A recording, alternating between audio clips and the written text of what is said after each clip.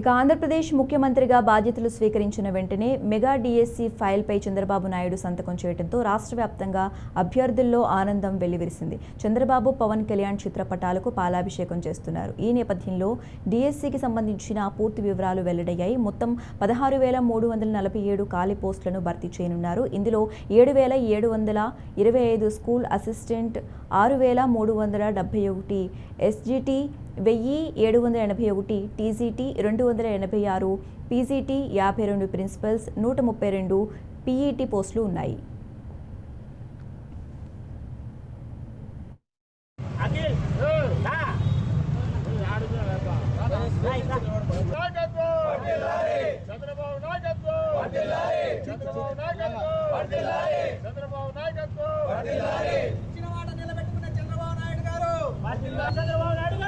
రాష్ట్ర గతిని మార్చిన మన ముఖ్యమంత్రి నారా చంద్రబాబు నాయుడు గారు ప్రమాణ స్వీకారం తర్వాత మొట్టమొదటిగా సెక్రటేరియట్లో ఆయన ఛాంబర్లోకి వెళ్ళడం జరిగింది. ఆయన ఛాంబర్లో ఆయన చేసిన మొదటి 5 సంతకాలలో నిరుద్యోగుల పాలిట గత కొన్ని 5 సంవత్సరాలుగా నిరుద్యోగులు పడుతున్న కష్టాలు, కన్నీళ్లు చూసిన ముఖ్యమంత్రి గారు కానీ, నారా లోకేష్ గారు కానీ యువగలం పాదయాత్రలో హామీ ఇచ్చిన విధంగా మెగా డిఎస్సి అయితేనేమి, 20 లక్షల ఉద్యోగాల కల్పన విషయంలోనైతేనేమి ముఖ్య హామీలుగా పరిగణిస్తే నిరుద్యోగులకు చాలామంది ఉద్యోగాల వేటలో పడి 5 సంవత్సరాల నుంచి తమ జీవితాలను, తమ ఆర్థికంగా చాలా నష్టపోయిన వారందరూ ఈరోజు వారి భవిష్యత్తును తీర్చిదిద్దుకునే అవకాశాన్ని కల్పించడం జరిగింది. దాదాపు 16,400 పోస్టులను ఈరోజు ఆయన ఆ ఫైలుపై సంతకం చేయడం కూడా జరిగింది. ఇదే కాకుండా ఆయన ముఖ్యంగా 5 హామీలపై సంతకం చేయడం జరిగింది. ఒకటి మొట్టమొదటి హామీగా మెగా డిఎస్సిని, రెండో హామీగా ల్యాండ్ టైటిలింగ్ యాక్ట్, ఏదైతే గత జగన్మోహన్ రెడ్డి ప్రభుత్వంలో ల్యాండ్ టైటిలింగ్ యాక్ట్ అనే టైటిలింగ్ యాక్ట్ తెచ్చి దాని ద్వారా పేదల భూములను ఆక్యుపై చేయాలా, కబ్జా చేయాలని ఒక దురుద్దేశంతో ల్యాండ్ టైటిలింగ్ యాక్ట్ తీసుకొచ్చారు.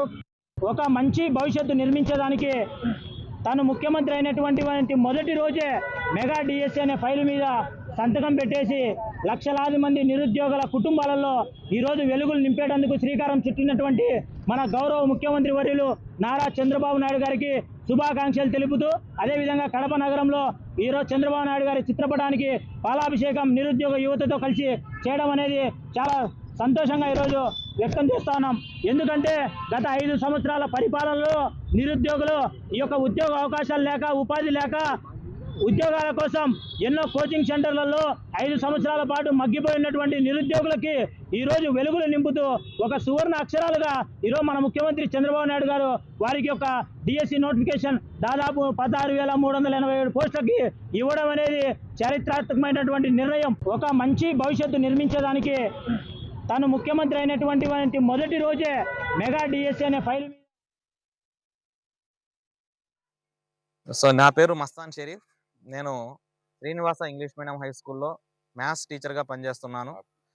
గత కొద్ది సంవత్సరాల నుంచి దాదాపుగా 2018 నుంచి ఇప్పటి వరకు డిఎస్సి అనేది జరపక ఉపాధ్యాయులు దాదాపు ప్రైవేట్ స్కూళ్ళకి అంకితం అవ్వడం జరిగింది.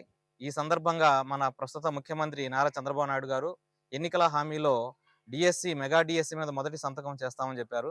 దానికి చెప్పినట్టుగానే మొదటి సంతకం మెగా డిఎస్సి ఫైల్ మీద చేసినందుకు ముందుగా ముఖ్యమంత్రి గారికి ధన్యవాదాలు తెలియజేసుకుంటున్నాము.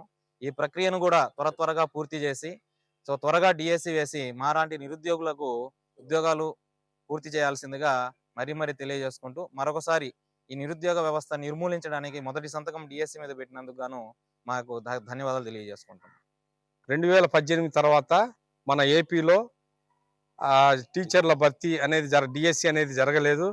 కాబట్టి ఇప్పుడు వచ్చిన ముఖ్యమంత్రి హామీ ఇచ్చినట్టుగా మెగా డిఎస్సిని తొందరగా